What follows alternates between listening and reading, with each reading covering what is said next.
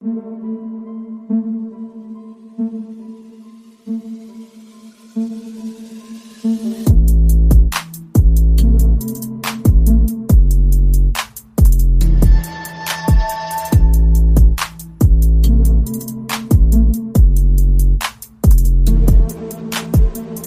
and welcome to the CJ McCollum episode of the Hoop Theory Podcast, aka episode 129, which is in honor of him ranking 129th on the all-time scoring list. Recording this one on the evening of Thursday, February 5th in the year of our Lord 2026. My name is Logan Wertman, and I am once again today joined by my store-bought co-host, Jacob Roth. Jacob, how does it feel to be on the CJ McCollum episode? Feels pretty cool. Yeah? Lehigh legend. Yes, absolutely. Forever. Was he on the team that upset Duke? I think you. I would assume. I don't know, but I'm pretty positive he would have to be. Yeah. For that one, for them to have been there, and then for the upset to occur. Mm-hmm. Might have been what got him drafted, to be honest. Potentially, but I do understand now because we were talking before. Oh, what trade do we want to start on? Mm-hmm. And you're like, oh, we'll probably talk about starting on this date, but we might bring up this one. And I was like, why? And now I see why. Yeah. CJ McCollum this guy is on his third team after being a loyal fourth. Is it his fourth team? Blazers, Pelicans, Wizards, and now Hawks. Oh yeah. He was a loyal gamer to Portland until did they trade him or did he just say bye? They traded him, trying to make things work around Dame. Because, for the longest time, people were saying that Dame and CJ were too small of a backcourt to work in the playoffs. Correct. It topped out, maxed out when they went to the Western Conference Finals. It got swept by the Golden State Warriors in 2019. Also, in their defense, pretty solid squad to get swept by.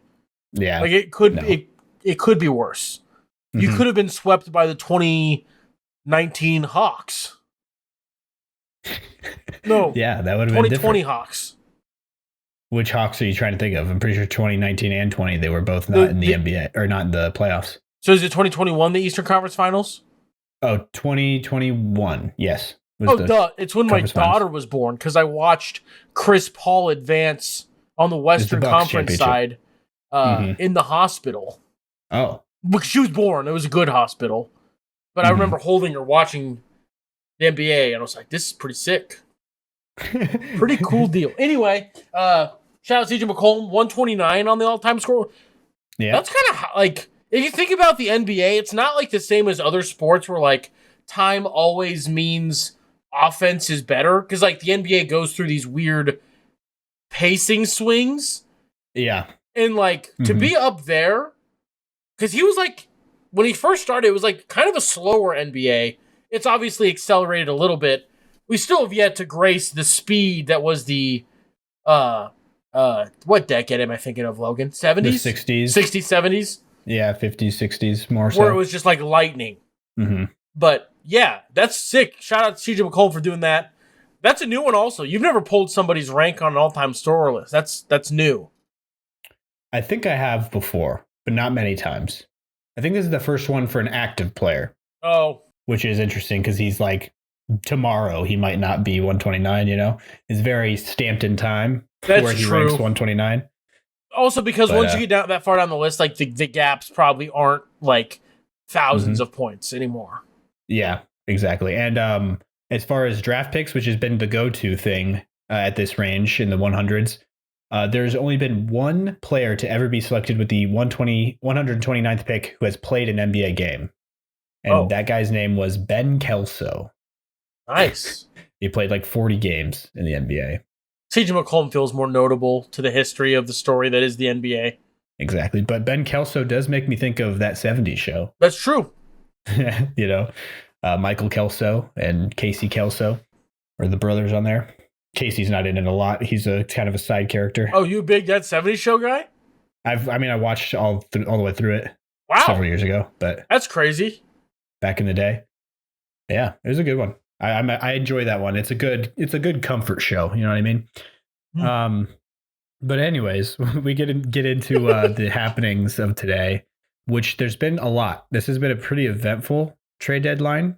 in terms of like just movement and volume. But as you were saying before we hopped on the recording, in terms of like the teams who are competing for the title right now, all of their moves were pretty like along the fringes, not so much the big swings. Yeah, it doesn't feel like the champion of the NBA in the year 2026 is like super swung and decided by this trade deadline.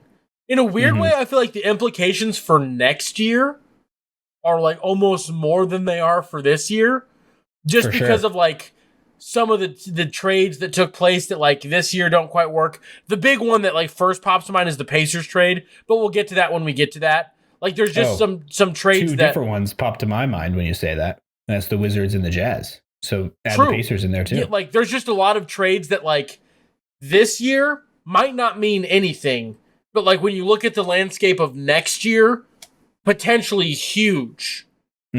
Absolutely. But like Thunder are still aggressively favorites. Spurs are still going to be really good. The East being up for grabs is still very much what it is. But there's some interesting pieces that it'll be fun next year to like kind of go in and be like, what happened? It did almost feel like it was like 2K19 and someone was just messing around trying to make crazy stuff happen with some of the old names that got thrown around and are in new places. So it was cool. Yeah, no, for sure. There's been a lot of movement. Honestly, I haven't fully digested all of it. So like there might be a couple as we go through here that I'm like, feels like I'm reacting to it for the first time, even though it's probably been on my screen at some point. I just haven't really fully comprehended what's happened because there has been a lot. So we'll start off with the first action that happened on February 3rd, since we already tackled the two trades that happened on February 1st and January 31st. The last episode. You can catch at Spotify, pretty much anywhere you can get podcasts, YouTube, and however you're watching, subscribe. Be sure to give us a comment or rating. It helps us know what people like. It helps Logan know what people like. And also just gets us more into the forefront of other people's feeds. So if you'd like to share us, do so. Because we'd love to annoy more people's ears and be called stupid and dumb and fat. That'd be cool. Also, be sure to head on over to patreon.com/hoop theory, as well as buymeacoffee.com. Support the podcast in those ways to allow Logan to crank out more and more content. Also, subscribe, and all that to YouTube. I think I already said that. I feel like I'm missing a big thing, but maybe I'm not. Mailbag. Email us at hooptheory@gmail.com. We'd love to do a mailbag episode at some point. It can be anything from basketball to anything related. Unless it is HIPAA protected. Yeah, we will try to not violate HIPAA here on the podcast. Well, can I violate HIPAA on myself? I don't think I can. I think you're allowed to, I want to say. Like, it's not like a violation because it's my personal information.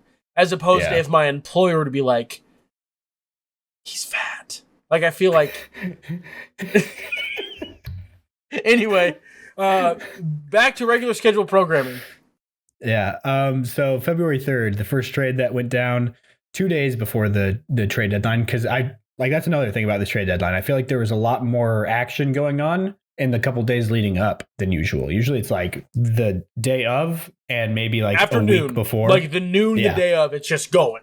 Yeah, the days leading up, it's pretty quiet, but not this year. There's some pretty big stuff going on.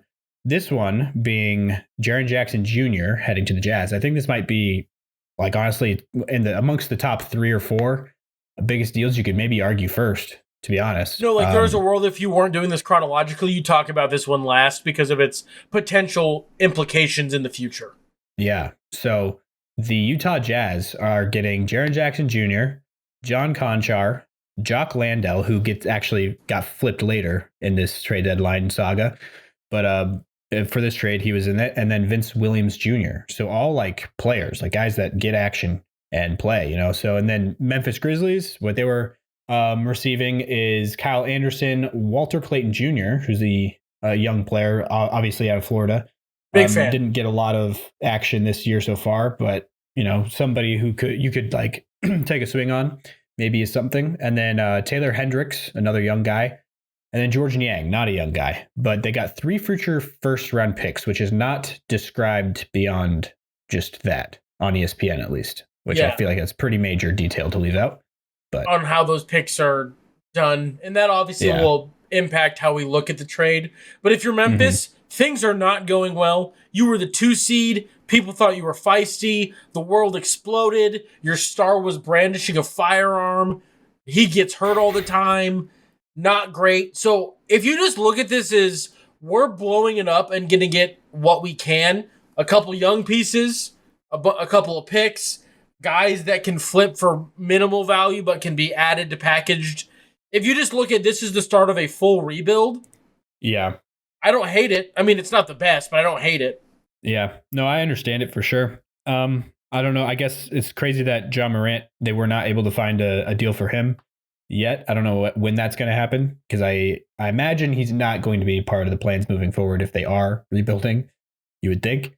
But Jaren Jackson Jr. being the guy that they traded in at this point to get those chips to rebuild. And I think overall, it was a fine move. You got a lot of value out of a guy that is being paid a lot of money. That Jaren Jackson Jr. deal is pretty hefty. And the Jazz are getting some, like, they're going to be a competitive team. That was going to be my, how do you feel about it from the Jazz side? Because I like it, to be honest. The only thing that's tough is you're in the West, so like, that's congrats, very true. The rock you were throwing at that giant immovable brick wall is now like 50% larger, but it's still a giant immovable brick wall that you're trying to bust through. But they have been you got to try somehow type of thing. Yeah. And they have been, like, the past couple years, every year for the Jazz has been like they keep accidentally stumbling into things that work and win games and then have to like sit out their players in order to tank. That was happening this year with behold Will Hardy. I think that this is one of the biggest like boons. I don't know if that's the right word to use, but like this guy's a good coach that like him just like trying to figure things out accidentally finds the most efficient way to use the garbage he's been given. Yeah. So like he's doing an amazing job. And they really struck gold with earlier this season with that lineup of Lauri Markkanen at the 3, with Kyle Filipowski at the 4, and then Walker Kessler at the 5. And then with Ace Bailey and Keontae George at the backcourt. So like that added up wingspan is like the longest in NBA history or something like that. Oh, sick. Yeah. But they found some success there. And I think the vision is plugging Jaren Jackson Jr. into that Kyle Filipowski spot, and seeing what that could do. Oh, is what they are trying to experiment with. One could deem that as an upgrade. Yeah, exactly. Some could say. And I think that's going to be, and also that just adds Kyle Filipowski to the bench unit, which I think he's a really good, like he was a valuable role player. No, honestly. I mean, also he was like a serviceable starter. You don't feel great, but he was like fine. Yeah. But the fact that he's going to be able to now go to the bench and be like a really solid bench 4 is big. They've got a lot of depth there with big players, and I love having a big like Walker Kessler next to Jaren Jackson Jr., which also throws back to the vibes of 2023 FIBA tournament where that was the front court on Team USA, was Jaren Jackson Jr. and Walker Kessler were the only 2 bigs, and Bobby Portis, I suppose, was also there. But it's going to be hard to score on. There's going to be a lot of, blocking shots going on. Both are guys that like to play in the drop and paint protect, but Jaren Jackson Jr. can also switch out into the perimeter just fine. So you'll see him doing that a lot, honestly, with being alongside Walker Kessler, of course. And Lauri Markkanen is like literally the same size as both those guys. He's also like 7'1", something like that. So imagine if they had like a really, really good scoring 2 to kind of like help pair this huge defense together. That could really kind of like be a heliocentric offensive option. Like Donovan Mitchell type. Oh, gotcha. I'm being sarcastic, but they wouldn't have got Lauri Markkanen without Donovan Mitchell. No, well, and like, no, I think that this team, like, if they can grow into what they have, huge. Like, it could work. It could very, very well work. But again, you're in the West. It's all relative. Yeah. But congrats to Jaren Jackson Jr. getting out of what is dematerialized into a terrible situation. Yeah. But like Conchar, that's fun. Him being someone, that's fun. John Conchar, another one of my guys. He's so fun. Mm-hmm. He's a 6'5", just hustle. Like anybody who's considered like the hustle guy on your team, John Conchard just plays harder than them. Like he plays harder than your favorite hustle guy. No, he's your favorite hustle guy's favorite hustle guy. Yeah, exactly. Is there anybody that's in his stratosphere, do you think? In terms of wings, I don't know, but if you want to talk, like, expand it to like bigs, also, I think Moussa Diabate in Charlotte is also in that like class of player. He just will. Well, like, I know that I'm not necessarily great at everything else, but if I try really hard, they won't get rid of me. Yeah. Which he's also got other redeemable qualities, but he just goes. Yeah. That is one thing that as I've tried to foray back into the NBA this season, he's a name that you've like talked about just because one of your guys. Mm-hmm. Fun watch. Not a fun team to watch. He's a fun watch. And maybe that'll help because the Jazz will. I mean, already for being a bad team, we're kind of a fun team to watch. So this, I think, will also really add to that. So. Yeah. Also, do you know where Conchar went to school? It's one of the most obscure things. You probably won't know it off the top of your head. I probably will butcher it, to be honest. I think it's the University of Purdue Fort Wayne or something like that. It's UPFW. Oh, so you know it. You know schools better than well, no, I do. I don't know. Sense. But that would make sense. That's a possibility. Purdue is the state school. And then like they have. Oh, wait. So is that just Purdue?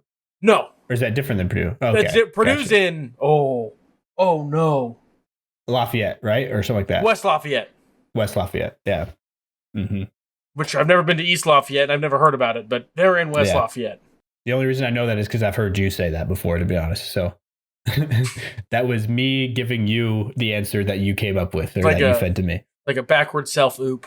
Like a give back. Like I threw it to you at one point. You've just been holding on to it until I got the cut and it was open. But yeah, the next trade, we've got the Bulls and the Pistons and the Timberwolves going at it. I guess all the Timberwolves got, though, was cash. Which felt, well, a lot of the, like, looking at it as a big picture, the Timberwolves, I think, are the worst one of the Bucks deciding I'm not trading Giannis. Because it really feel like all the times that we hear the Wolves get brought up was we are posturing, trying to set up for a Giannis trade that never happened. And obviously this is the first one that we're talking about, but it really does feel like they're just setting up for like, oh, we're going to make a big move for Giannis. And Giannis is still a Buck and they don't have all these things. Mm-hmm. No, absolutely. And the thing that surprised me about this trade, as I should probably say what the details are, the Bulls got Mike Conley and Jaden Ivey. The Pistons got Kevin Huerter and Dario Saric and a 2026 first-round pick swap with Minnesota. So the thing that sticks out to me about this trade is how easily Jaden Ivey got given up on by the Pistons. Well, I also wonder if it's just because of what they have. Like, I agree. I mean, obviously, yeah, they would like to move him for something as they have Cade and other things that overlap there. But still, I feel like Jaden Ivey is there's more upside to him than this, to me.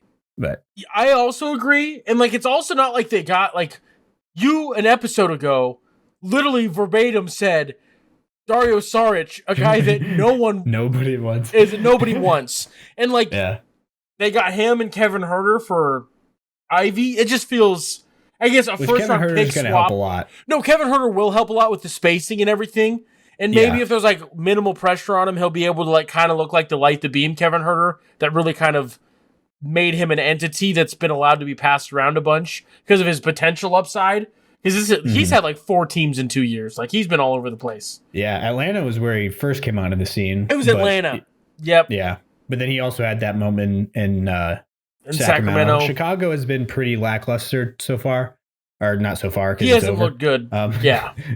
But in Detroit, they've been needing another guy on the wings, like because they have Duncan Robinson to replace that stuff they got from Beasley and Hardaway last year. But Robinson's been doing it by himself because LeVert was the other guy in mind to also carry that load, and he has not panned out this season. So Huerter being a more surefire, just shooter, I think that will turn out to be a pretty good move for them. But like that's just for this season. You know what I mean? Like the Jaden Ivey thing, it feels like he should reap a little bit more future assets than what they just got here. And also Chicago's not like the best place it feels like for him because of all the guards that they have. No, No, it feels like a Jaden Ivey is a guy that you like try to trade to a team that's like, what's a piece that could maybe get us over, and not to let's send him to a fucking graveyard. Yeah. I don't know. I like Jaden Ivey. I was excited about Jaden Ivey. Too. I was also like kind of a Cunningham hater. So like part of it was like, if I lean on the downfall of Cunningham, Ivey's the one that fills that void. And that just never really materialized, which is fine. Cade Cunningham is awesome. But I don't know. It does feel weird that they got almost essentially nothing for him, but that's what it just feels like. A lot of these trades are just like, oh, that's a guy's name. I'm just trading hands of things. It's just weird. Yeah. I don't know. It just seems like a move that's not going to reap a lot of future benefits. It's just kind of like the immediate help with a guy that's going to fit better in the rotation than Ivey does with Kevin Huerter. Yeah. Sharge probably won't see the floor much, I would guess, as he hasn't any place that he's been since the Warriors. I guess he played a tiny bit for the Kings when all their guys were out. But anyways, though, before we move on to the next trade, which is a trade that concerns you pretty greatly, we will take a quick break here. We'll see you on the other side. All right, welcome back. We're going to tackle the Chicago Bulls and Boston Celtics trade next. So the Bulls are being brought up again. This one was Anthony Simons being traded to the Bulls and a second-round pick. And then the Celtics received Nikola Vučević, the Montenegrin big man. And then another second-round pick is what they're sending their way as well. So, and there's no details on those, but I'm guessing it's just pretty basic, like, the team that owns them, the Celtics second and the Bulls second being swapped. But yeah, my initial reaction to this trade, I guess I'll just swing it over to you since you're the, regional Celtics guy here. What was your gut reaction to this one? Why wasn't it Zubac? Because it almost was. Yeah. I like in a vacuum, I get it.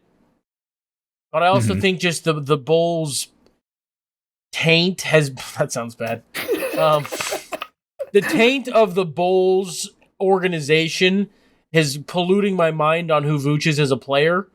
And in a system that is not as just backwards, potentially will allow him to just be the offensive threat rebounder guy. And we have the ability to protect, to help defensively. Like that's like a thing that we possess, thankfully. So that's not as big of a deal. I'm not super pumped, but also this is like some salary cap ballet that I need to remember.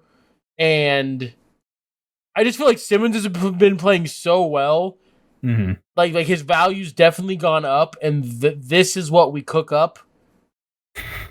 I don't know if it's gone up from when maybe you could argue it's gone up since the beginning of the season, but since they got him, I feel like maybe not since they got him because it went down and then it went back up. Yeah. I don't know. I'm like, I just would like to see how it plays out. But then this is also one of the trades that not as aggressively, but like part of me wonders like, does this work out better for next year? Because he'll take a better team deal. And I think you're the one that brought this up that made me think about it. Like Vuce is way more likely to be like, oh, I'd like to take an actual run at winning something maybe. Yeah. Take a team-friendly deal.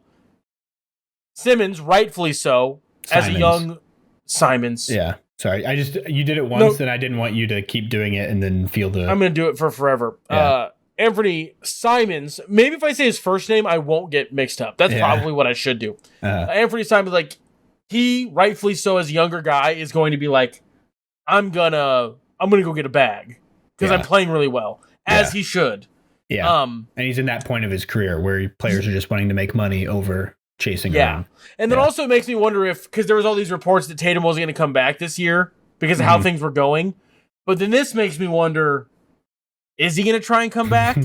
Because, like, Vooch is old. It's not like another offseason is going to make him better. Yeah, he's 35. So, like, it's not like he's going to dramatically improve after an offseason with the team. Like, this feels like a very short-term, this year, maybe next year type of window. And so that makes me wonder if Tatum has been like, oh, I'll come back if I'm feeling... I'm wondering if I got AI'd or, like, someone took an old video and made it look like it was current. He was like squatting like 250, 300 pounds. Vooch? Tatum. Oh, Tatum. Like he's like on the precipice of ready. I believe it with how he's been looking. Yeah, I believe it. So like it makes me wonder if he's coming back. I just don't know how to feel about it. I'm just trying to lean back onto in Brad we trust, but I don't feel great. Yeah. Because of course, like it's the last like 3 weeks when I've started paying attention. Because I was pretty indifferent to Simons. I was pretty just like, he's just a loner, whatever, doesn't matter. And then I was like, man, I kind of like him. He looks good in green. Yeah, he'd come he's in having and just fun. The fill it team's up. liked it, and like he's doing good. And then I'm like, okay, remember the mission. Keep it. Emotions gone. Don't like the players, or else you get your heart ripped out. Like Luke Cornett, also completely side. Love Luke Cornett. I'm glad that the Spurs are doing well, only because of him. Yeah, I don't care what happens to anybody else. Yeah, you're a Castle guy too, aren't you? I am. Yeah.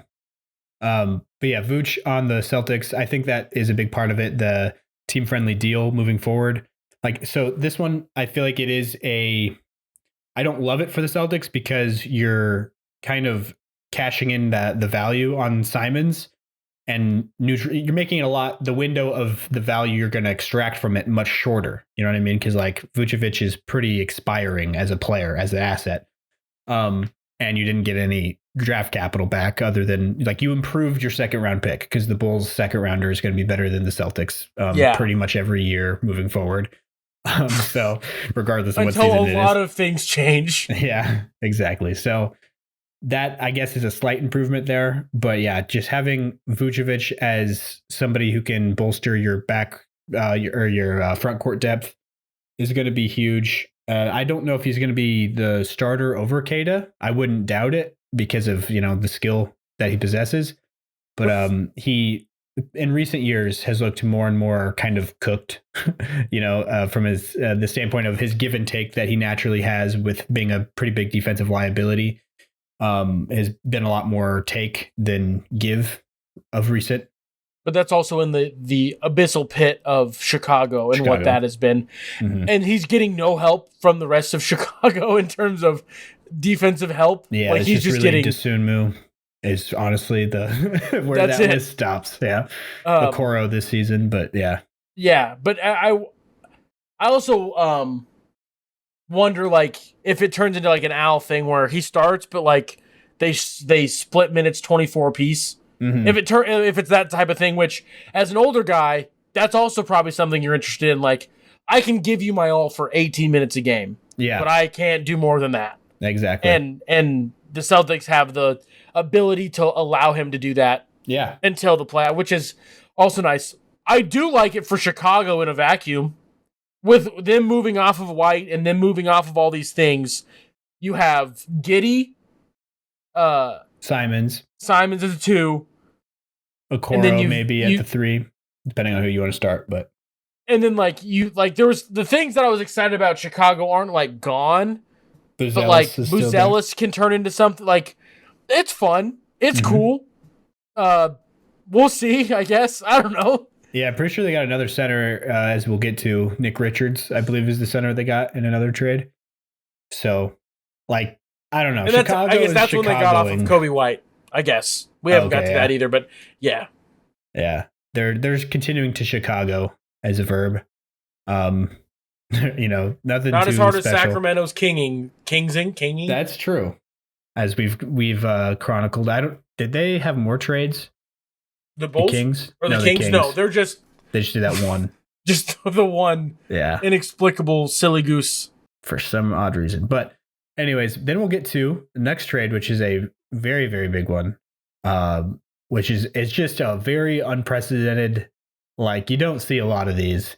The Clippers send Harden to Cleveland for Garland.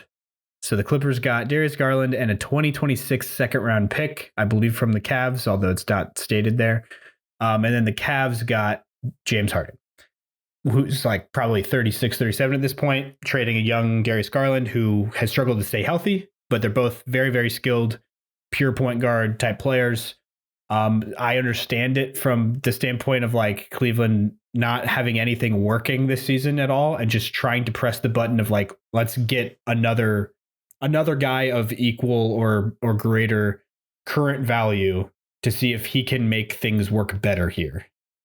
You know what I mean? But beyond that, you're giving up a more valuable future asset in Darius Garland to the Clippers. But I feel like getting out of all of the people you could get, when did you guys look the worst? The crunch time of the playoffs? Well, this season they've been looking just bad all year. That's true. I mean? But I'm like, and you go and get James Harden? I did see somebody like made like a joke, like the owner said to the GM, like, hey, I want James here. And they got you're saying? No, it's a joke. This is just a joke. Yeah. But like, I want James here, talking about LeBron, and the guy's like, I got you, James. That's funny. That's a good one. But I don't know. We'll talk about the other things the Clippers have done. Yeah. I liked the concept of a plan that the Clippers have. I am a big fan of.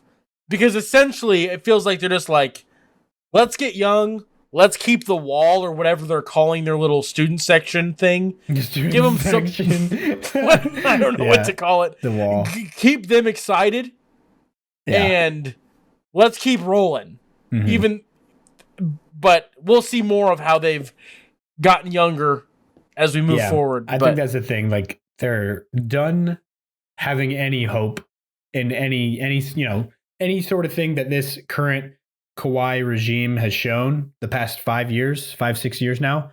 Like, there's been so many times where people have gotten pulled in and convinced that, oh, this team can do it. Just stay healthy, make it to the, whatever round of the playoffs, and just the second let them go and die. But they think, I just feel like it makes sense. You can't really blame them that even though Kawhi this season has looked like, honestly, the best he's looked ever in a Clippers uniform, or maybe ever, to be quite honest. Even though that's been happening, I think they're done. They're done being fooled. But is there a chance? Hope. Is there a chance that this effort, this thing, is leaning into the Kawhi's playing like he is basketball? I think this trade, I was not giving up on that. If it would have just been this one. But still, like, that's not great because Garland has been way worse than Harden this year. It doesn't make a ton of sense, but sure, that one gets you younger. But then the Zubac one is where that falls apart because what is their center going to be now? John Collins, Brook Lopez, like, ooh, that's not going to be good. Ooh, that's not good. Yeah, Isaiah Jackson is somebody that got back for Zubac, but still, that doesn't make me stand up for my chair. So that, not a great one there, but I just think that it makes sense that, even though Kawhi was looking really good and the Clippers looked like they could be back in the fold this season, even despite them starting off so poorly, just beyond any. They were the worst team in the NBA, weren't they? Yeah, for a while. They started off 5-22 or something like that. Which is crazy. Yeah. Insane. Mm-hmm. To say the Michael Porter Jr. Nets were better than the Kawhi Leonard and James Harden Clippers. Yeah. For a period of time. That's dramatically changed. Mm-hmm. But yeah, they went on a huge run. Speaking of teams that suck, before a break, do you want to do this next one? Oh, yeah. We can move on now to the next one, which is the Wizards, rather, and the Mavericks. So, yeah. This is a big one. Maybe we should take a break before we get to this one. This is kind of a lot to unpack. Yeah, this is I feel like we'll spend a good amount of time here. So we will head into a quick break here. We will see you on the other side. All right, welcome back. We've got the Anthony Davis to the Wizards trade to go over. So the Wizards got Anthony Davis, Jaden Hardy, D'Angelo Russell, and Dante Exum, another one of my guys, not on the same level as like some of these other guys I've been talking about as my guys, but Exum is amongst the maybe the tier below that. And wasn't he the bad guy in one of the 2Ks? Like, he was your rival? Was that a thing? That would have been probably 2015, 2K14, 2K. He was in either the 13 or the 14 class. I can't remember now. The same class as Aaron Gordon, I want to say. And Julius I think, Randle. At least if you were a point guard, I think he was your rival. That would make sense, actually. And now that you say that, word it that way. I actually remember this. I think I do remember that.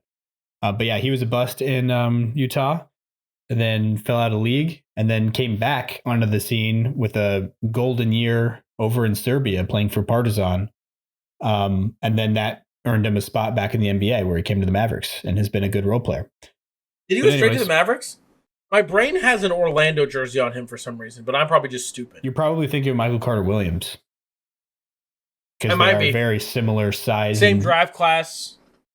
I don't know if they're the same class. It might have been. They would have been drafted around that same time period. But Michael Carter-Williams was Rookie of the Year. Has a triple-double in his second NBA game. First game. And it was close to a triple-double. It was almost a quadruple-double. It was a quad? Almost. It was seven assists and 9 steals or something like that. Wow. Imagine being a fan of that.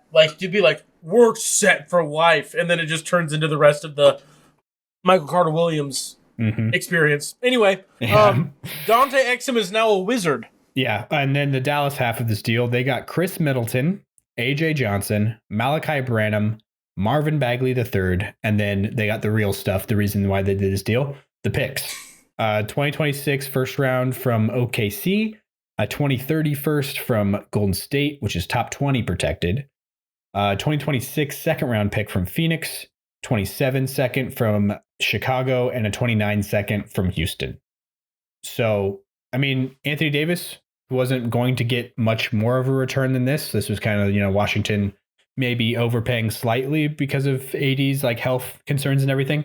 But this is one of the more perfect places for AD to go at this point, to be paired with a point guard like Trae Young and having a front court mate like Alex Sarr, who can just do all of the Anthony Davis job if Anthony Davis isn't playing for your basketball team, which is a reoccurring issue with Anthony Davis.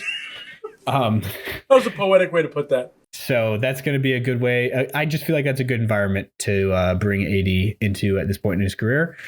And I like this. It's a very different route to take as a rebuilding franchise. The Wizards just pushing in their chips for pretty, stars that have pretty big question marks and concerns on them on whether or not they can lead you to the mountaintop.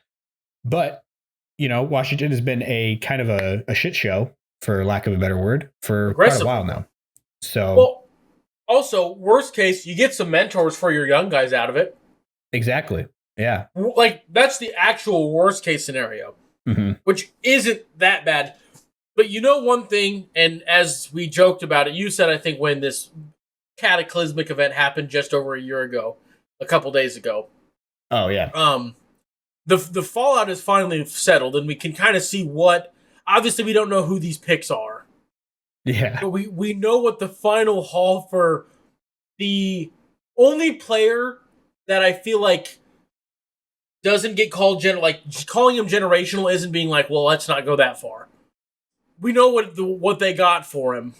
Yeah. And one of the names on the list is Malachi Branham. Yep.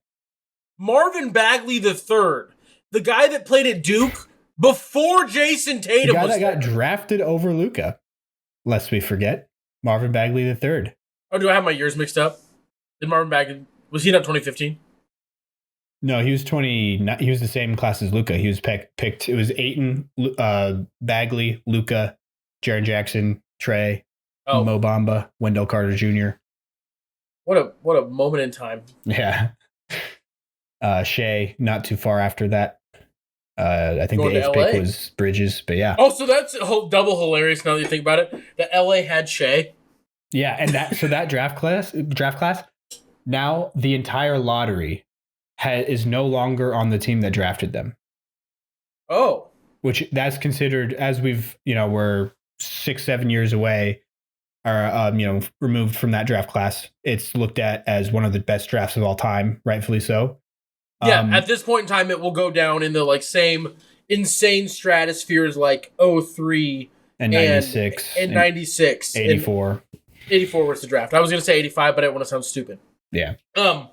So yeah, that's crazy. Mm-hmm. And all of them have changed teams. Other than technically, Miles Bridges is still on the Hornets, but the thing they used to get around that is he was traded on draft night. so it wasn't the Hornets' actual pick.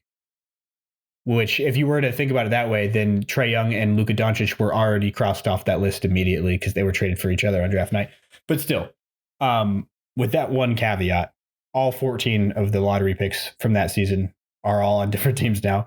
And then even some of the guys that are outside of lottery, like Jalen Brunson, he's also not on his original team. So, also, what a heater from the Mavs that year. Yeah, Luka and Jalen Brunson were their picks. Yeah, that is crazy. But anyways, the other thing that I really love about this deal for Washington is that they somehow were able to pull this off without getting rid of any single one of their good young players. Like AJ Johnson, he was like bordering the category. If you were to split the roster into two, like here are the intriguing young players and here are like the giveaways. AJ Johnson was like week by week straddling that line on either side. And that's the only guy that they had to give up out of that group. They got to keep Alex Sarr, Keyshawn George, who are like definitely their top two keepers, and then Bilal Coulibaly as well. They got to retain. So, like that's if you're keeping those three guys, that's really the only thing that matters for the Wizards, and they're adding these two, stars at very little cost at that point. It's just really their picks that are going out the door, but at this point, I feel like you kind of have a core that you'd like to develop and work on. So I like it from that point of view, to be honest.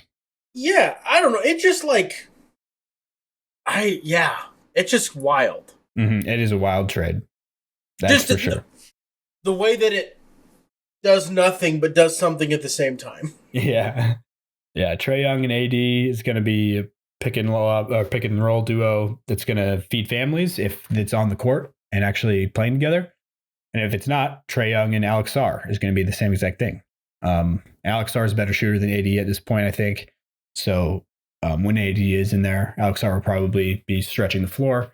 So there might be a little bit of overlap offensively. But I think you were saying you saw some reactions of people saying that this is like showing that the Wizards they don't think highly of Alex Sarr or something, which I don't get that response at all. I don't either. I just saw like a couple of, because I essentially follow, like I've got like a whole Twitter dedicated to, it just is following like beat writers of different NBA teams. Yeah. And it's like, a lot of them are like, well, there's the nail in the Alex Sarr coffin. And I'm like, what? I feel like, I was like, I don't think that's possible. Like there's not unless it's like they got Jokic or something, where it's like, no. And even then, Alex Sarr and Jokic that's like one of the best front court mates I could possibly think of for Jokic. That's true. I'm trying to think of like, if they got Zubac. Yeah. Just a center that's a very static center, but like Sarr's not that one-dimensional. So exactly. There's like no... That's the thing. Yeah. It's hard to think of a player that would squash Alex Sarr because of how versatile he is. You know what I mean? The player that is Alex Sarr is Anthony Davis, and you just Jaren play Jackson them both. Jr. Yeah. And you just play them both. Yep, exactly. He's in that same breed as AD and Mobley and Jaren Jackson Jr. That, tweener, the guy that can play 4 and 5 equally as well and can switch onto the perimeter and guards and is like a defensive player of the year candidate potentially, at his peak. And if things work out. Exactly. So yeah. I like it. I like it for the Wizards. It's just weird. And I think it gives the Wizards fans in DC something to cheer on and root for and be happy about, which is something that they haven't had for quite a while, So I like it from that aspect. And then the next trade we have is a pretty small one, but I'm pretty sure you are a self-proclaimed Jared McCain guy, I would think, at least from our conversations in the past. February 4th, Sixers trade McCain to the Thunder. So Thunder got Jared McCain from the Sixers for a 2026 first-round pick via Houston, 2027 second-round pick, which is the most favorable of picks from OKC, Houston, Indiana, and Miami, and then 2 2028 second-round picks from OKC and Milwaukee. So just a bunch of picks for Jared McCain. Inconsequential picks from McCain. The Houston one's going to be probably bottom out of the lottery for sure. Yeah. I'd assume lower than that. If McCain can get on the court, because obviously the Thunder are all very good, and he like buys into their culture. He is a spacer that has like started to figure things out, and I feel like it is good for both him and very good for the Thunder. Yeah. If everything goes well. Yeah. And the 76ers just couldn't. They have way too many guards. Yeah. They have too many guards, and then they have such good like, Edgecombe and Maxey is working. We're not going to mess with that at all. And then they have Grimes. Yeah. And that's true. And let's just try to get something for it. And they did. And, let's just give the Thunder more things to maybe fix their minimal issues they have. Stupid, Morey. Stupid. Yeah. They're honestly, just feeding him. You said that very well. Yeah. The Thunder are a juggernaut, and their one weakness has been shooting. And so Jared McCain definitely does that very, very well. He adds like for the first time, the Thunder will have like some could consider a defensive liability, somebody that could be switch hunted on their defense, because they were completely void of that until this point. Like Isaiah Joe is really the only, but he was very active with his hands and long, but still pretty skinny, so could be a mismatch hunt. And that will probably happen with Jared McCain to a certain extent. And he's not super long. He's a shorter guy with not a lot of length. So, but he does shoot the ball very, very well. And that is what the Thunder need. And so from that aspect, he will probably see the floor, I would guess, this season, because no, if only the Thunder weren't a freakishly athletic team that can switch all the time. Mm-hmm. So hunting is not exactly the easiest thing to do. Yeah. Oh no. It's just, shout out to Sam Presti. That should just be an obligatory thing we do every episode. Just give that guy a shout out for being the actual greatest GM of all time. Yeah, the way he manages assets. 20 years left in his career, probably. Mm-hmm. Like, imagine being to the halfway point of your career and being like, I'm a GOAT of what I do. Yeah. Honestly, that's crazy. Like you said a few episodes ago, you said something like he hasn't made a mistake since we started watching basketball or something like that. And I quickly had the thought of like, well, I mean, he did make one of the more infamous trades of all time, that like of recent, history, with the James Harden trade, which was definitely deemed as a negative when it happened. And like, moving forward for a long time, that was like a pretty big stain, and I think it still sits as his biggest stain on his record. But when I was editing that episode in which you said this quote, I went through a deep dive of like trying to find what that Harden trade eventually ended up and turned into. Like because I thought all those things they got fizzled out into nothing, which every single piece did. They all fizzled up and died there. Kevin Martin, Jeremy Lamb. Every single piece of that deal ended up amounting to nothing other than one pick that ended up becoming Steven Adams. And then Steven Adams got traded. He became so much. I stopped trying. I literally have a chart, like a big branch on my notepad here in front of me that I was mapping out, trying to figure out what it's still going. Exactly that turned into. They're still reaping benefits from that deal. And what makes that even crazier is at one point, it wasn't like Steven Adams was this valuable big that was on a good contract when they traded him. Like he got oversigned, signed to a really big deal that was viewed as a negative asset when they signed, or, at the point that they were trading him. And he was still able to finesse that into things that he just reaps so much value that nobody else would get in that same situation. You know what I mean? But also think about that, now that we really know, because of social media, all that, we know way more about the personalities of those three guys. Mm-hmm. That could not have existed for much longer. It doesn't feel like. Yeah. No, absolutely. But so I guess maybe he has made one slight stumble, but he might have landed on his feet, maybe, as he has the team with the best present and the best future. And it's not close. Mm-hmm. Yeah. Ousmane Dieng, I'm looking at my chart now. Ousmane Dieng, I believe, is the only current player that's playing there that was from Adams. He was part of the Adams family tree of moves. But George Hill and also Kenrich Williams. Kenrich Williams was directly traded for Steven Adams, so he is there still as well. But George Hill turned into a bunch of second-round picks And there's still a couple second round picks that have yet to be picked from the Adams deal. Like, yeah, it's. Was it one of the McCain ones? Oh, they might have traded one of them to get McCain. Yeah. James Harden equals Jared McCain. Who would have thought? Yeah. Maybe. Obviously, Over who knows? Time. And there is a Houston one randomly in there. Mm-hmm. It was 2027 second round from Houston. Oh, yeah, that would make sense. But so that's looking at what's considered his biggest mistake. You know what I mean? And that's still going. It hasn't fizzled out yet. But if you look at a better, like an example of where he just completely outworked everybody with Serge Ibaka, he turned Serge Ibaka, which was the 27th pick in the draft, something like that, 26th in the NBA draft. He turned that pick into so much. Like it became Victor Oladipo and Domantas Sabonis. And Ersan Ilyasova, I believe. He traded Ibaka straight up for those three players from the Magic, who were, pretty low like value. They weren't looked at as much at the time. Sabonis popped and became way more. So did Oladipo. But he traded Oladipo and Sabonis for Paul George. And nothing else added in. He would turn Serge Ibaka into Paul George. What did he turn Paul George into? Shai Gilgeous, like literally the Thunder now, the entire Thunder team now is what it came from Serge Ibaka. The 26th pick in the draft became. Imagine opening your fridge. Yeah. Looking at a carton of eggs and then making a steak. That's the sorcery that Sam Presti is capable of. Yeah. Yeah.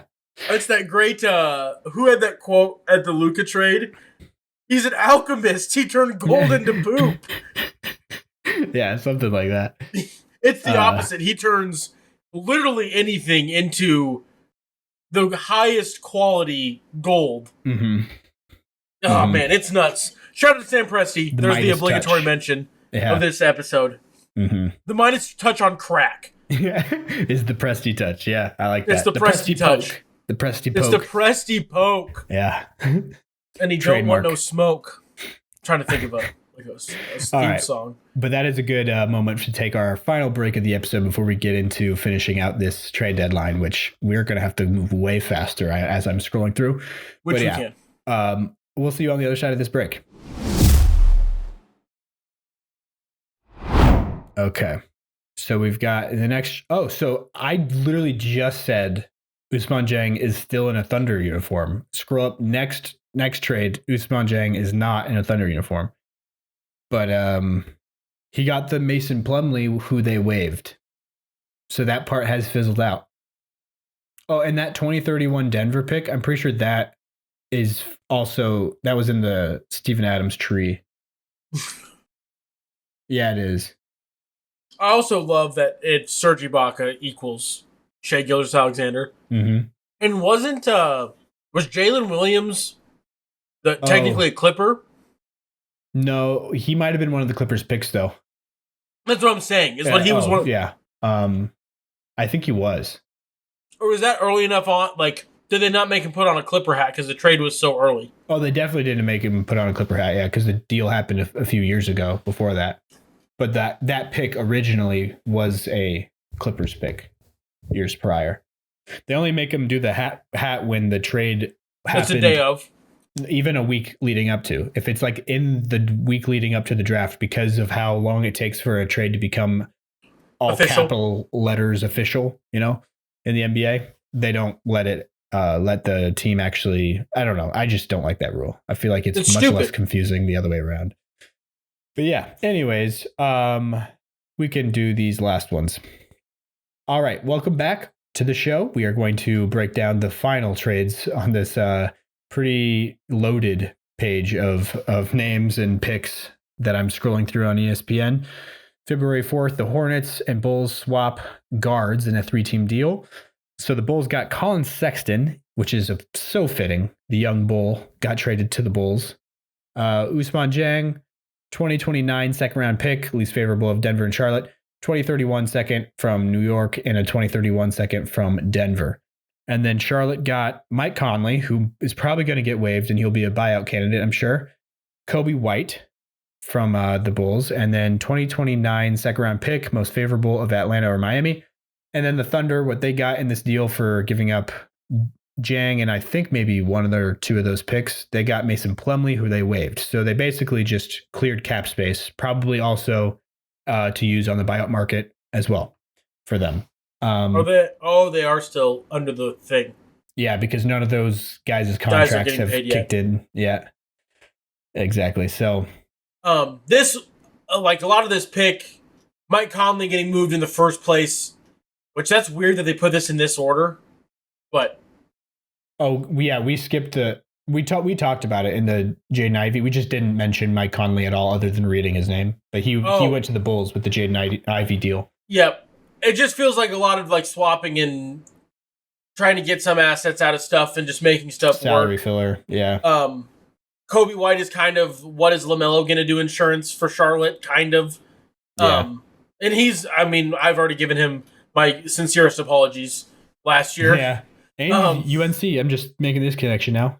UNC alum. So coming home it's like the Pro Volleyball Carolinas. Federation, just bring them back to their collegiate hometown to sell tickets. Because that's how the NBA works. Anyway, this one, and this is where like I feel like we're getting into a lot of the trades. This is going to do less than zero in terms of impacting the NBA. Maybe ever. Yeah, this trade specifically? Yeah, this trade is going to do nothing. Yeah. The next trade we get to is going to do almost nothing. Like, there's just a lot of trades. Even more so, yeah. Like, there's just a bunch of trades that just, like, okay, it happened. I don't know what we were doing, but we did it. Yeah. Sounds good. Exactly. We said the details. Do you want to just jump to the next one? Yeah, honestly, we can just jump to the next one. Other than Mike Conley might get bought out and go back to the Wolves. I don't know if you saw that. Ant said, "We want you back, Mike." Yeah, like he said in a post-game interview that he was like, I don't know if it's going to happen or not, but we want you back, Mike, if you're watching this. And then Coby White, yeah, he's an improvement over Collin Sexton, I guess. A similar breed of guy. Next one, we've got Chris Paul to the Raptors, which I honestly didn't know he was still on the Clippers roster. I thought he was waived back when this whole divorce happened, but apparently he was not. He was still being paid by the team. And he got traded to the Raptors, which I don't know if he'll ever report there. Who knows? But what the Clippers got out of it, the draft rights to Vanja Marinkovic, who is 29 years old. He got drafted in 2019. He's the sixth man on Team Serbia. Safe to say he might never report either. Yeah. Honestly, the only reason why he might is his countryman Bogdan Bogdanovic is on the Clippers, so now he has a buddy in the locker room if he does want to come over. But yeah, I think he's fine making his career as a pretty high-level player in Europe, playing in the EuroLeague. So yeah, I think he's content, to be quite honest. And then the other detail of this trade, which is the only thing that might matter at all, is the Nets. The Nets got Ochai Agbaji, which I still have stock in. Like he's not bad. He's a good rotation player, and he's also young. So he's 3-and-D wing, second round pick also with that. So the Nets somehow, what did the Nets even do in this deal though? Now that I'm thinking about it, the draft rights, they gave the draft rights of the Clippers or of Marinkovic up, and that got them somehow Ochai Agbaji and a second round pick. That's interesting. That second probably came from the Clippers. I'm sure. The Nets have done this to people. Yeah. Where they like, we'll do nothing. Yep. Give us stuff. They got paid for their time, I guess. Again, they just keep doing it. And then they can't keep getting away with it. On to another deal that involves cash considerations, which I guess that one actually didn't even have that in there, but it felt like it. The Hawks got Jock Landale, who had just been a newly acquired Utah Jasmine. So they flipped him to the Hawks for Lonzo Ball, because it was a 3-team trade, as well as cash considerations. And Cleveland got 2 second-round picks. So they're probably buyout candidates as well, moving off of Lonzo Ball, who did not have a good run in Cleveland as he was there. I liked watching him. I thought he was making a lot of good decisions like while he's on the court. I felt like things should be working better than they were. He just shot so putridly. Like his shot didn't look bad. Just none of them were going in at all. He was shooting like not even 30%, I believe, from 3. And yeah, his passing can only just do so much when he's not a threat to score in any way, especially because the three was all that he had going for him in recent years. But yeah, I still have some tiny little stock in maybe that Lonzo Ball can contribute to an NBA roster before it's all said and done. And so maybe he does that in Utah, as Utah is going to be looking to win now, it seems like, next season, which is just fun, a fun wrinkle. Lauri Markkanen, the home that he was looking for was right there all along. Next trade, Charlotte Hornets get Tyus Jones and a 2027 second, least favorable of Boston, Orlando, and then 28 second. And then Orlando just got cash for Tyus Jones. That's crazy, but okay. February 4th, next one, we got Warriors trade Kuminga, Hield, which I didn't even realize Hield was part of this trade until right now. Kuminga and Hield to the Hawks for Porzingis. Warriors get Kristaps Porzingis, who I don't know if he's going to play this year. I don't know where he is right now, to be honest. He's been sick for a long time with POTS or something. I don't know. Apparently it's something else now. He has a different it's sickness. Another mystery disease. I don't know. But the Kuminga thing is over. Yeah, the Kuminga saga, which was the most over-talked about, like in comparison to how good of a player he was, saga that existed probably. But Buddy Hield, sad to see him go, honestly, from the Warriors. The romance with Jimmy's over. Exactly. Yeah. Or the hatred of one another.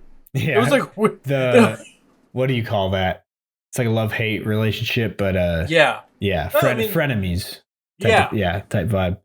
Anyways, that would be cool. Like in theory, Porzingis on the Warriors is like kind of spooky, but it's not the same. That's not going to happen. I don't know. I don't hate it for the Hawks though. Kuminga and Hield. Also, Kuminga and Jalen Johnson, when they were both draft prospects, I think 1 year apart, they filled in the exact same gap in my brain when I was like, going over the prospects. Yeah, they're like super athletic, big wing that it's like the Jeff Green archetype. Like super talented, but who knows? Who knows if he's going to actually make it work? And that has gone one direction for one of them, and the positive for Jalen Johnson, and it has gone the other direction for Jonathan Kuminga. So far, at least. Maybe he has a better chance here in Atlanta. Then we've got the Raptors and the Warriors for another trade. Trace Jackson Davis got given to the Raptors, probably to make room for that Porzingis contract. And the Warriors got a 2026 second from the Lakers. Then we've got the Bulls trading getting Yabu. This is one this is one that I didn't notice in first go around. And then for Dalen Terry is who got traded to the Knicks, so interesting things happening there. I like that one for the Bulls, at least. Minnesota got Dosunmu. Also didn't see this one. For Rob Dillingham and Leonard Miller. So they got rid of Rob Dillingham and a lot of picks. This seems like when they knew they weren't getting Giannis. This is what it felt like. They're like, okay, let's do something at least, I guess. Which Rob Dillingham's stock is very, very low for being a player this young and this high of a draft pick, But Dosunmu, I think, is going to help out the Wolves a lot. I like that. Yeah. And then Kennard to the Lakers for Gabe Vincent. That's a huge upgrade also for the Lakers. They have so many white guys. It's crazy. You know what I mean? It is. No, it's Nebraska basketball level. Yeah. White. And also, it feels like Luke Kennard is just the same type of mold, just way worse, obviously, than Austin Reeves. Like, they do a lot of the same stuff on the court. So it's like backup Austin Reeves, which I thought was Dalton Connect, but now it's Luke Kennard. Also, Dalton Connect requested a trade or demanded a trade. I don't know if you knew that. I didn't. Like a week ago. He didn't move. Oh, he didn't? So, yeah. I don't think so. Resounding silence came from his trade demand. Which I'm trying to remember the other person. It's him and Furkan Korkmaz, the most just out of nowhere meaningless trade demands of all time. Like they demanded to their team that they would like to be traded. That happened to Furkan Korkmaz once upon a time with the Philadelphia 76ers, who, speaking of them, they traded Eric Gordon to the Memphis Grizzlies for a pick swap. Yeah. This is what I mean. There's just a whole lot of nothing. Yeah, that one was there's a whole lot of it, but it's nothing. the Grizzlies are tanking, so they're taking on a deal like that nobody wants in exchange for just, I don't know, they're trading swaps, like second round swaps. Secundo round swap. Yeah, there's literally a typo on ESPN's article. Because no one's double checked this trade, because no one's looked at it. Because who cares? Also, in the next deal, if you scroll up, there's got to be a typo here, right? Nick Richards is going to 2 separate teams in this deal. Nice. He's going to the Bucks as well as the Bulls. I assume when you click on his name, he's going to the Bulls. Okay, I was going to say it would make infinitely more sense for him to go to the Bulls, but in this trade with what's written down here. Yeah, Nick Richards. It says the Bucks get Nick Richards, but I assume that's just typo. I don't know if that's supposed to be a different player or if that his name just shouldn't be there at all. But it says Nigel Hayes Davis and Ousmane Dieng, and then Phoenix got Cole Anthony and Amir Coffey, which is not nothing. I like both those players, to be honest. Yeah, I like both those players, to be honest. The Bulls got Nick Richards, which they needed a big man after getting off of Vučević. So that makes sense there as well. And then the Knicks got Jose Alvarado, which I really wanted Jose Alvarado on the Nuggets as just a backup guard. Round 2, Dalen Terry makes an appearance again. Yeah. Dalen Terry goes to the Pelicans. So Dalen Terry, 2 seconds in cash for Jose Alvarado. Which I actually kind of like that for the Knicks, other than it takes away from Tyler Kolek. Why are they trying to put somebody in front of Tyler Kolek? Who would try to do that? That doesn't make any sense at all. But okay, they're not going to play all 3. They're not going to play Jalen Brunson, Miles McBride, or Deuce McBride, whatever you want to call him, Tyler Kolek, and Jose Alvarado. Those 4 guys are not, just by nature of the law, they're not going to be on the court altogether at all. No, they are smaller than the average high school boys basketball team in America. If those 4 guys play in a game, for sure. So that's interesting to me. I feel like the Knicks were not the best landing spot for Alvarado. There's teams out there that could have used him. Not one that already has 3-point guards. But the Nets got Hunter Tyson from the Nuggets. So sad to see my guy go, who barely ever played for the Nuggets. But, he was somebody that I kind of liked, to be honest. He got you barely anything. Yeah. So, well, he got us. He put us below the luxury. Believe it or not, trading Hunter Tyson is what put us below the luxury tax just now, and also freed up a roster spot for a buyout. That's kind of nuts. Yeah. So we have 1 free roster spot now before we reach the limit. Now on to the next trade, this is a bigger one. Yeah, this is a trade that actually does kind of mean something. It is worth noting. Yeah, the Pacers and the Clippers. So the Pacers got Ivica Zubac, as we mentioned before, as well as Coby Brown, who actually became a player this season so far with the Clippers. And then the Clippers got Benedict Mathurin and Isaiah Jackson. What is the verbiage on this? They got a couple first-round picks? Yeah, picks. That's a thing?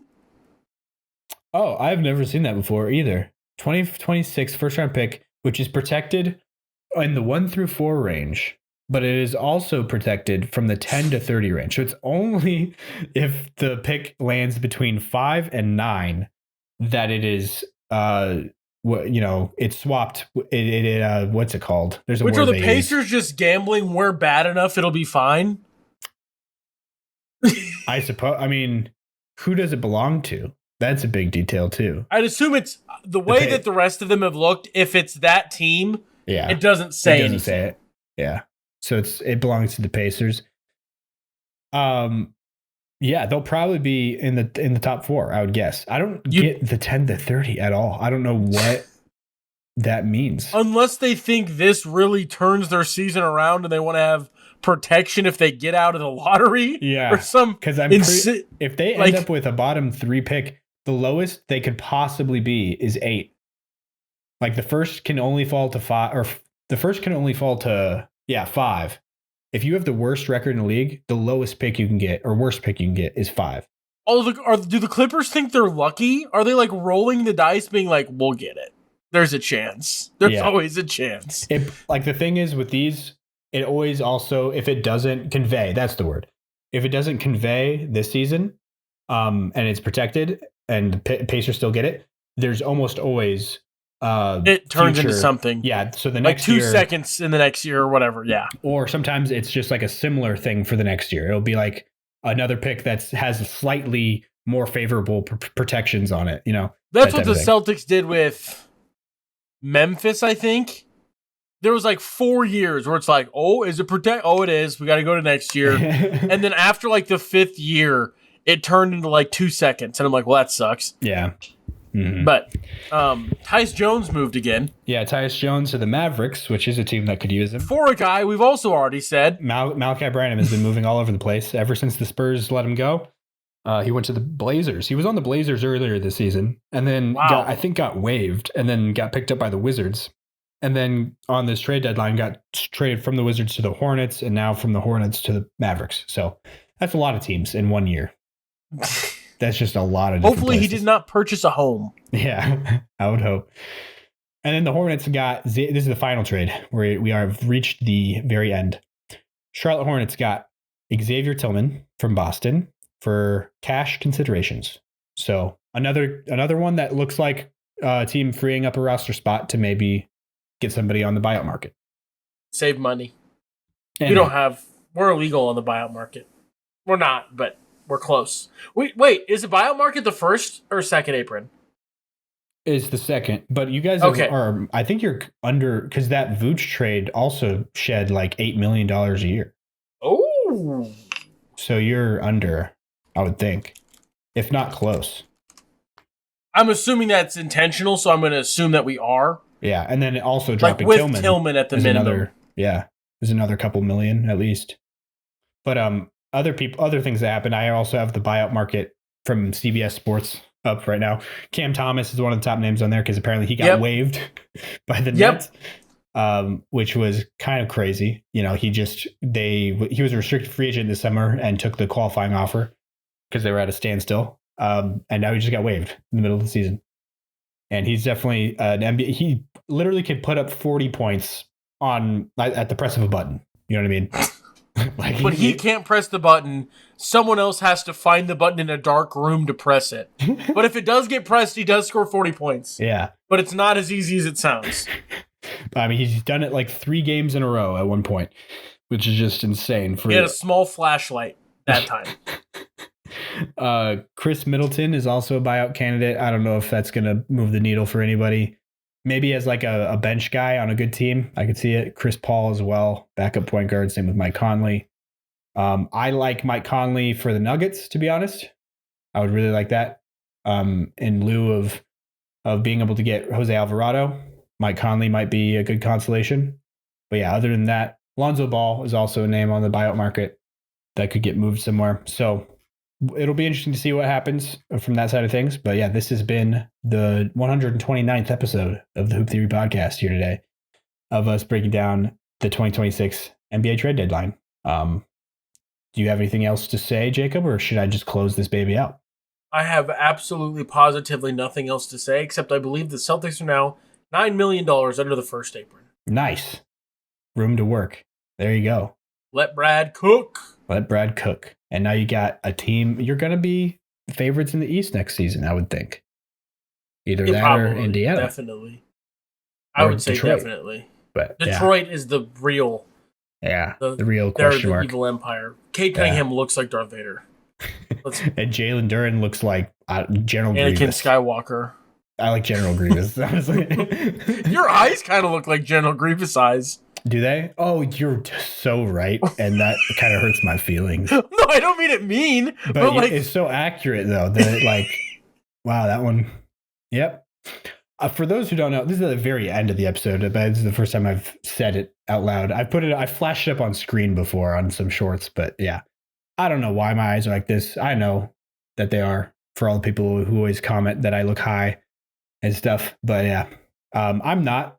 I don't actually smoke weed, to be quite honest. I would if I enjoyed it, but I don't, to be honest. So yeah. This one a wild place. Let's just cut that out and kill the podcast.